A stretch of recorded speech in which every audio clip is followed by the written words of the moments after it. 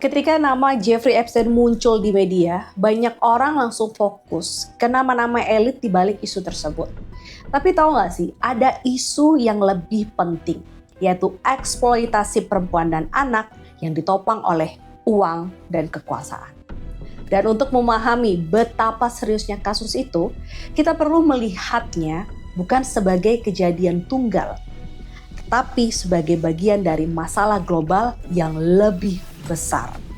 Di video ini, kita akan bahas fakta hukum kasusnya, lalu kita kaitkan dengan data global tentang eksploitasi perempuan dan anak. Oke Zoners, dalam dakwaan federal Amerika Serikat, Epstein ini didakwa melakukan perdagangan seks terhadap anak di bawah umur. Rentang usianya berkisar dari 14 hingga 17 tahun.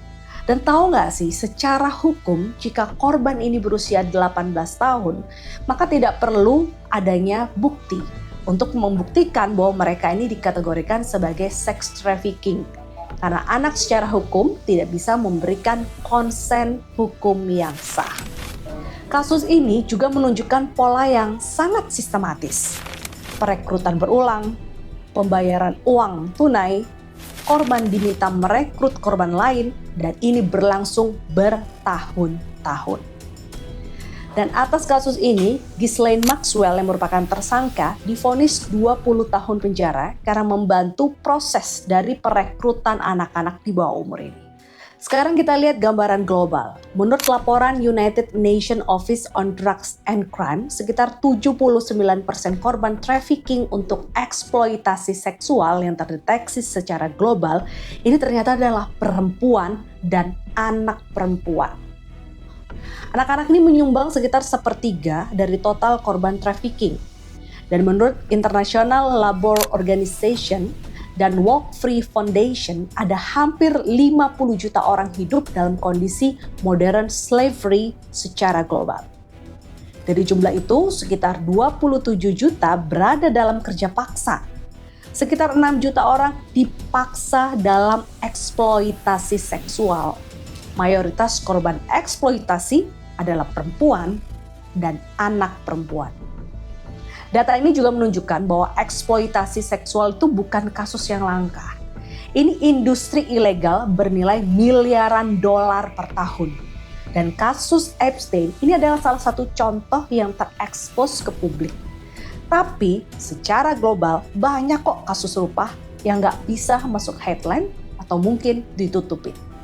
UNICEF sendiri mencatat bahwa anak yang hidup dalam kemiskinan, konflik, atau keluarga tidak stabil ini juga memiliki risiko lebih tinggi menjadi korban eksploitasi.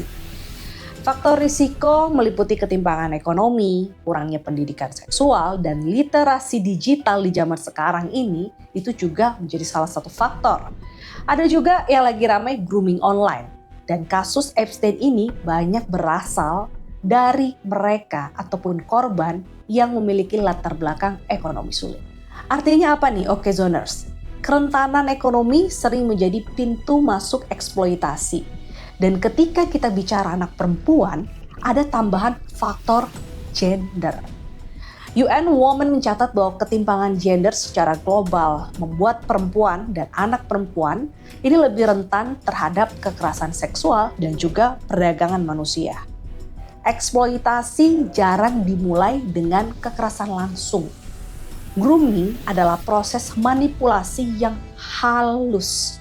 Dimulai dari memberi perhatian, memberi hadiah, uang, membangun ketergantungan, membangun kedekatan emosional, lantas mengisolasi korban. Dan dalam konteks trafficking anak, hukum internasional tidak mensyaratkan adanya ancaman fisik. Manipulasi saja itu sudah cukup. Ketika tubuh perempuan dan anak diperlakukan sebagai sesuatu yang bisa dibayar dan digunakan, itu disebut komodifikasi. Dan ini bukan terjadi di lingkup kriminal bawah tanah, tapi parahnya ini terjadi di lingkungan elit yang memegang kekuasaan. ILO dan berbagai studi psikologi menunjukkan bahwa korban eksploitasi seksual anak memiliki risiko lebih tinggi mengalami gangguan psikis seperti PTSD, depresi kronis, penyalahgunaan zat, kesulitan membangun relasi sehat, trauma di usia perkembangan yang bisa berdampak pada struktur kepercayaan diri dan rasa aman seseorang sepanjang hidupnya. Itulah kenapa eksploitasi anak dianggap sebagai salah satu bentuk pelanggaran hak asasi manusia paling berat. Dan kasus Epstein ini mengajarkan beberapa hal yang penting. Anak di bawah umur tidak bisa memberikan consent. Grooming sering terlihat baik-baik saja di awal. Ketimpangan kuasa adalah faktor risiko yang besar, dan eksploitasi bisa terjadi di lingkungan dengan kekuasaan yang tinggi. Secara global, jutaan perempuan dan anak masih menghadapi risiko ini.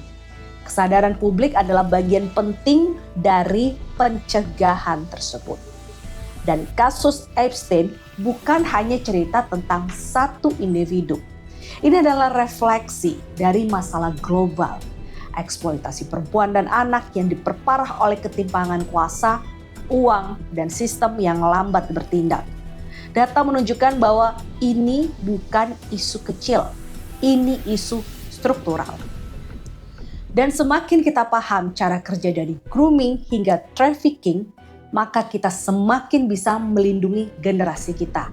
Dan edukasi seperti ini bukan hanya informasi, tapi ini adalah bentuk perlindungan kita terhadap perempuan dan anak perempuan.